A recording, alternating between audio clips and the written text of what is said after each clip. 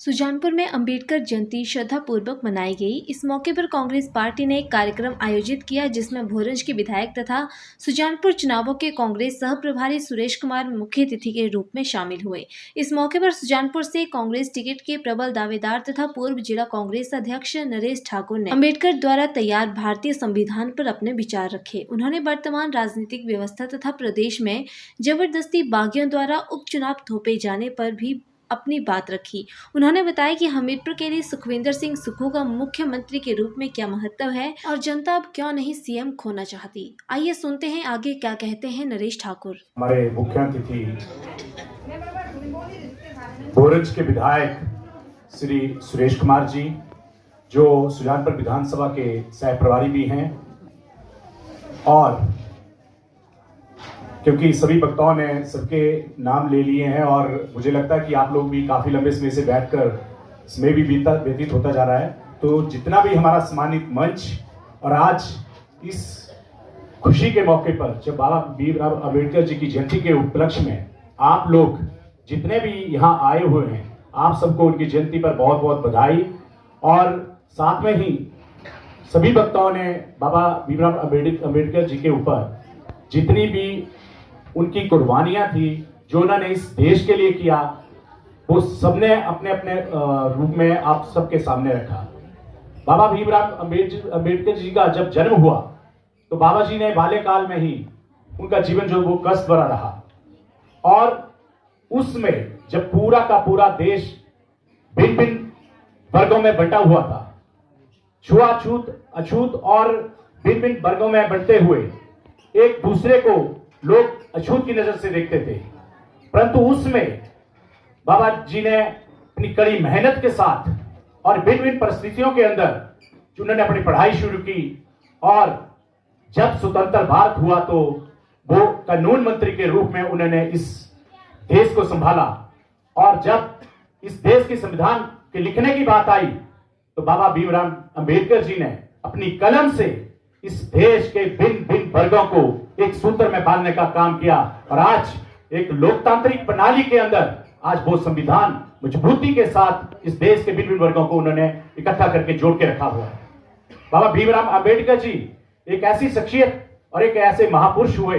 जिनके जो संविधान है, आज देश ही नहीं पूरा विश्व उसकी अनुकरण करता है। आज वही बाबा भीमराव अम्बेडकर जी हैं जिनके कारण आज हम लोगों को यहाँ बैठने का, बोलने का और इस स्वतंत्र भारत में हर प्रकार का जो अधिकार दिया गया है। बाबा भीमराव अम्बेडकर जैसे महापुरुष बहुत कम होते हैं जो एक देश को, एक आम जो वर्ग है उसको जोड़ने का काम करते हैं।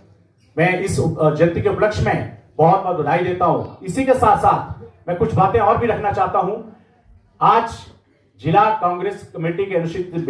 विभाग ने इस कार्यक्रम का आयोजन किया, उसके लिए मैं इनको बहुत बहुत बधाई देता हूं। इस सफल कार्यक्रम के लिए बहुत बहुत बधाई। और आज इस सुजानपुर में विधानसभा क्षेत्र के ही अंदर हमें आदेश दिया गया कि जो जिला स्तरीय कार्यक्रम है वो सुजानपुर विधानसभा क्षेत्र में रखा जाए। उसके पीछे का कारण भी आप सुन लीजिए, क्योंकि आप देखेंगे कि पूरे हिमाचल प्रदेश के अंदर आप जैसे परिवार से, एक आम परिवार से निकला हुआ व्यक्ति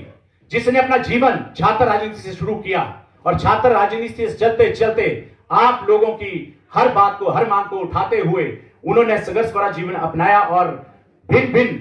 संगठन के पदों पे कार्य करते हुए, चाहे एनएसयूआई के प्रदेश अध्यक्ष के रूप में 10 साल उन्होंने कार्य किया, प्रदेश युवा कांग्रेस के 10 साल उन्होंने कार्य किया, उसके पश्चात उन्होंने जब प्रदेश कांग्रेस कमेटी का सर्वोच्च जो पद होता है वो संभाला तो उन्होंने 6 वर्ष उसके ऊपर काम किया। वो 4 बार विधायक रहे,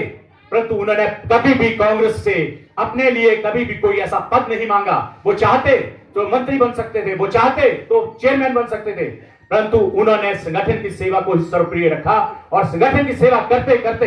वो आज उन्होंने इस हिमाचल प्रदेश में एक आम परिवार से निकला हुआ व्यक्ति, एक गरीब परिवार से निकला हुआ व्यक्ति, एक आप जैसे व्यक्तित्व के बीच में से निकला हुआ व्यक्ति, उसने आज मुख्यमंत्री का पद संभाला। जैसे ही उन्होंने मुख्यमंत्री का पद संभाला, हिमाचल प्रदेश की राजनीति के अंदर और आम परिवार के अंदर एक आम जो जनमानस था उसको एक आश जगी। उनको लगा कि आज हम जैसे परिवार से उठा एक व्यक्ति इस प्रदेश का नेतृत्व कर रहा है, तो हम लोगों के लिए हमारी जो जन समस्याएं, हमारी जो आम बात है, वो एक आम परिवार के जो मुख्यमंत्री उन तक पहुंचेगी।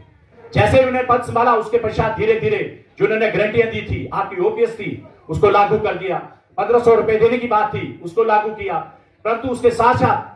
पिछला जो भाजपा का कार्यकाल था वो 75,000 करोड़ के करीब हमारे ऊपर कर्ज छोड़ के गया था। भिन्न भिन्न परिस्थितियां थी, आर्थिक परिस्थितियां थी, परंतु इस प्रदेश के अंदर आपदा काल आई और आपदा काल में आप देखेंगे कि पूरे प्रदेश के अंदर से साथ साथ आपका सुजानपुर भी अछूता नहीं रहा।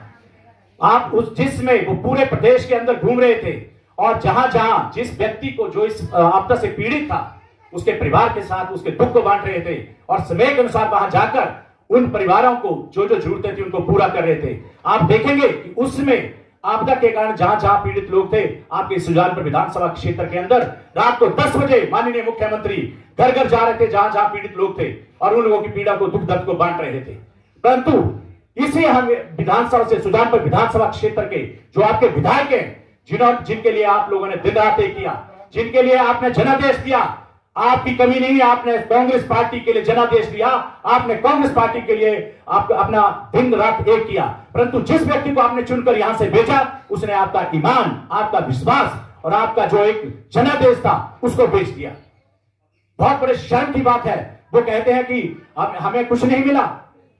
वो व्यक्ति, जिस व्यक्ति को इस कांग्रेस परिवार ने सबसे पहले उनको लोकसभा का टिकट दिया, उसके पश्चात उनको डिजास्टर मैनेजमेंट का उपाध्यक्ष बनाया हारने के पश्चात, और उसके बाद उनको एक बार विधायक का टिकट दिया, दूसरी बार विधायक का टिकट दिया,